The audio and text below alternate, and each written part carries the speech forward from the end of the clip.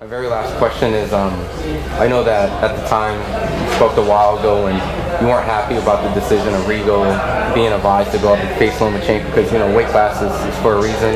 Yep. And those are two obviously pound for pound fighters that people, regardless of whatever the outcome that, they were the guys. So in this era, there's a fight of two guys, top 5 pound for pound, those guys, and it's Crawford and Canelo. Do you feel that kind of same way, or is it a little different because of different fighters? It's a little different. Let me tell you something, man. Terence Crawford is one of the smartest fighters I've ever seen. Very smart, always in shape, and he can figure out anybody. And it don't make no difference if it's 2 weight classes or not. If you have it here, and you have the skills to match this, that's tough to do, no matter who you are. It's not about power. Just because you're strong don't mean you're gonna win. That doesn't work. You got to have the skills in this game. And Terence Crawford has the skills to fight anybody in the world. Do you feel when it comes to size that there is a big difference in size, or is it more that Canelo has been acclimated, have to wait a little bit longer? Well, the thing about it is Canelo would have to make 168. Crawford's not going to have no problem at 168. And like I say, with the skills that he has, you don't need to advance anything else because you got the skills to do what you need to do to win. And I really and truly believe that it will be a great fight. And I think everybody want to see this fight, because they see that Bud Crawford is a very skillful fighter. People see that. And people want to see the best fight the best. So why not? If he can test his skills, it's been done since boxing began.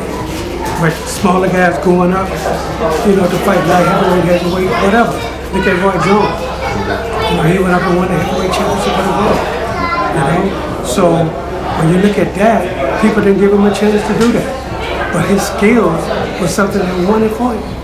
So you got to look at Bud Crawford and say, hey, you know what? There it is, right there. Do you feel at some point, because I know when Floyd fought Canelo, and I know some people argue, oh, it's a younger Canelo, maybe inexperienced, but there's a point where Floyd had to stop him in his tracks, keep him honest, and kind of fight in the middle, or in the rocks. Does Terence have to get that respect, and instead of just, what some people say, being on the bike for 12 rounds, does he have to fight Canelo? And is that, how do you fight a guy like Canelo at mid-range? Okay, let's go back. When Floyd fought Canelo, Canelo was the bigger fighter. He was bigger, he was stronger. Floyd was smarter. Floyd outsmarted Canelo. That just teaches you and shows you that you don't have to be a power puncher if you're going up 1 or 2 weight divisions. It doesn't work that way. It's here. It's here, your knowledge. Knowledge is king. But it's the same thing with Crawford going up to fight a Canelo Alvarez, 2 weight divisions. Okay, Canelo probably walks around 190, maybe, or a little bit less, but Crawford probably walks around 180. So 168 is not going to be a problem for him. And people keep saying, oh, but the weight difference. No, it ain't that. Crawford don't have to kill himself to get to 68. Canelo does. You think Crawford has the power to maybe Absolutely. keep Canelo honest and maybe but even... you don't need power. But I'm just saying, I guess the aspect is Canelo's going to want to press him, at some point. Of course he's going to want to press him. But, Crawford likes to fight. Okay, Canelo wanted to press Floyd too. True. He tried to. Floyd kept stepping around him. He, kept looking for Floyd. Floyd was right there. And then would just make 1 or 2 simple moves. Canelo had to reset. Floyd never had to reset. Boom, boom, boom, step around. Boom, boom, boom, step around. That was it. Trust me, Crawford's going to look at that. He's going to perfect that.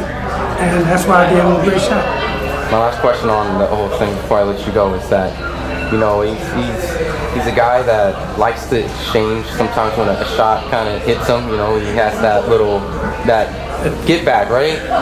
You know, would that be essentially a mistake, or is that just part of his DNA and that would actually work in his benefit to maybe, you know, tap? You got to understand something. This is why he's undefeated.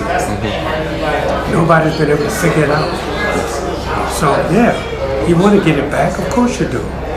You know, but that's the fighter in you. But he does it in a smart way.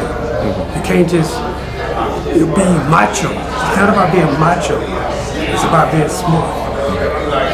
And when he get it back, he'll get it back. But he'll do it in his time. He'll get it back.